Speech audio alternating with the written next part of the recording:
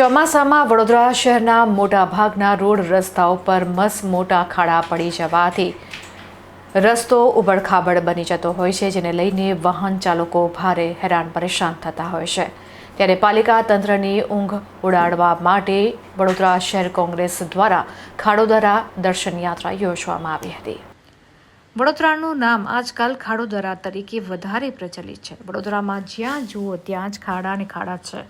Road રસ્તા જેવી પાયાની જરૂરિયાત સારી નહીં મળતા લોકો દરરોજ પરેશાન થઈ રહ્યા છે। આ અંગે સત્તા પક્ષના મેયર અથવા સ્ટેન્ડિંગ ચેરમેન કંઈ ખુલીને બોલી રહ્યા નથી। તેવામાં લોકોની વેદનાને વાચા આપવા માટે શહેર કોંગ્રેસ દ્વારા ખાડા યાત્રાનું આયોજન કરવામાં આવ્યું। શહેર કોંગ્રેસ પ્રમુખ ઋત્વિક જોશીની આગેવાનીમાં સરદાર એસ્ટેટ પાસે રિક્ષા ચાલક માટે યમરાજ બનેલા ખાડા નજીક વિરોધ કરવામાં આવ્યો છે। સાથે જ મૃતકની આત્માની શાંતિ માટેની લાગણી દર્શાવવામાં આવી છે। વડોદરામાં પાલિકાનું તંત્ર ખાડા ભરવાનું છે જે ગતિથી કામ કરી રહ્યું છે, તે જોતા ચોમાસું તો શહેરીજનોનું ખાડા વચ્ચે જ પસાર થાય તેવું લાગી રહ્યું છે। હવે ફરી કોઈ નિર્દોષ નાગરિક ખાડાને કારણે પોતાનો જીવ ન ગુમાવે તે માટે પાલિકાનું તંત્ર શું પગલાં ભરે છે તે હવે જોવું રહ્યું।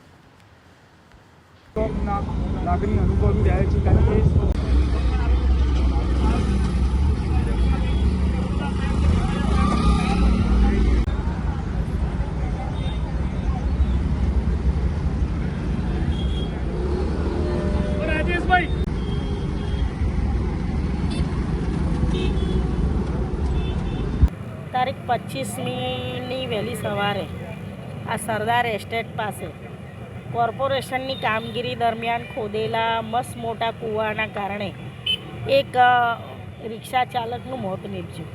આ યુવાન રિક્ષા ચાલકના મોત નીપજવાથી એના 2 બાળકો અને એની પત્ની એના પરિવારજનો કલ્પાંત કરતા રહી ગયા, પણ કોર્પોરેશનની આ જવાબદારી બને છે।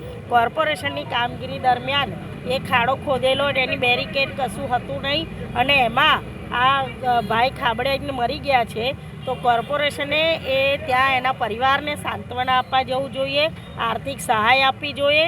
યુવાન દીકરી છે, માછી પરિવારની છે, તો એને રહેમ રાહે નોકરી પણ આપવી જોઈએ, જેથી કરીને એના નાના બાળકોનું ભરણ પોષણ કરી શકે। એટલે અમે આજે અહીંયા એટલા માટે જ ઊભા છે કે મરનાર યુવાનને શ્રદ્ધાંજલિ આપીએ। મરનાર યુવાન જે જગ્યા પર મરી ગયા હતા એ જગ્યા પર અમે અહીંયા ઊભા રહીને કોર્પોરેશનને કહેવા માંગીએ છીએ કે માનવતા વિહોણું આ તમારું શાસન, આ કલંકિત બોર્ડ છે અને આ કલંકિત બોર્ડમાં 12 બાળકો અને 2 શિક્ષિકાઓ હરણી બોટકાંડમાં મરી ગયા। એક ભાઈ જે પાણીની પોકાર સાથે કોર્પોરેશનના પ્રાંગણમાં મરી ગયા। ગયા વર્ષે પૂરમાં 11 વ્યક્તિઓએ જીવ ગુમાવ્યા। અત્યારે આ રિક્ષા ચાલકે જીવ ગુમાવ્યો, એ પહેલાં એક ભાઈએ જીવ ગુમાવ્યો। તો આટલા બધા જીવ આ કલંકિત બોર્ડમાં નિર્દોષ નાગરિકોના જ્યારે લીધા હોય ત્યારે આ કલંકિત બોર્ડ પ્રત્યે અમે ખરેખર એવી ભગવાનને પ્રાર્થના કરીએ છીએ કે લોકોનું રક્ષણ આવે તમે કરજો, કારણ કે આ લોકોને રક્ષણ કરવાની તો કોઈ દાનત છે નહીં। એમણે પોતાનું રક્ષણ કરી લીધું છે, પણ પ્રજાને ભગવાન ભરોસે છોડી છે। હવે ભગવાન એમનું રક્ષણ કરે એવી અમે તો પ્રાર્થના કરીએ છીએ અને આજે આને શ્રદ્ધાંજલિ સાથે આને ન્યાય મળે તેવી માંગણી કરી છે। ભ્રષ્ટ ભાજપના શાસકોના પાપે કોઈ 38 વર્ષના યુવાન રિક્ષા ચાલક કે જે એમના ઘરનો એકનો એક કમાઉ દીકરો હતો અશોકભાઈ, અને એને પોતાનો જીવ ગુમાવવો પડ્યો। આ બહુ દુઃખદ ઘટના છે। સત્તામાં બેઠેલા લોકોને શરમ આવી જોઈએ કે એમના ભ્રષ્ટાચારના કારણે લોકો સામાન્ય નગરજનોનો જીવ જાય છે। અને આ જે બનાવ બન્યો છે, રિક્ષા ચાલક જે ખાડામાં સવારના 4 વાગ્યાનો ટાઈમ હતો અને જે ખાડામાં રિક્ષા ગઈને ભાઈ એ જીવ ગુમાવ્યો, એ ખાડો આ માનવ સર્જિત ખાડો હતો। આ કોઈ કુદરતી મૃત્યુ નથી, પણ આ માનવ સર્જિત મૃત્યુ છે। અને આના માટે જવાબદાર આ રોડ બનાવનારો કોન્ટ્રાક્ટર અને આ કોર્પોરેશનના આ વિસ્તારના જે પણ એન્જિનિયરિંગ વિભાગના ભાઈ છે એ લોકો આના માટે અધિકારી જવાબદાર છે। કોંગ્રેસ પાર્ટીની માંગણી છે કે કોન્ટ્રાક્ટર અને જે અધિકારી છે એને જેલના સળિયા પાછળ મોકલો। બિન જામીનપત્ર ગુનો દાખલ થવો જોઈએ। જે તે સમયે જ્યારે બનાવ બન્યો, વડોદરા શહેરના પોલીસ કમિશનર સાહેબને મેં જાતે ફોન કર્યો હતો। આ વિસ્તારના પીઆઈ સાહેબ જોડે વાત થઈ હતી, પણ વાત એવી છે કે પરિવારજનોને તો ફરિયાદ કરવી છે, એમના ભાઈ, એમના ધર્મપત્ની બધાને ફરિયાદ કરવી છે, પણ ફરિયાદ લેનારા કોઈ નથી.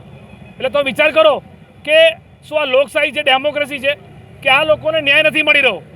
જે યુવાને જીવ ગુમાવ્યો છે એમાં મ્યુનિસિપલ કમિશનરે આમાં ફરિયાદ દાખલ કરવાની હોય કે ભાઈ જે પણ કોન્ટ્રાક્ટર અધિકારી છે, પરંતુ કોઈ ફરિયાદ દાખલ થઈ નથી.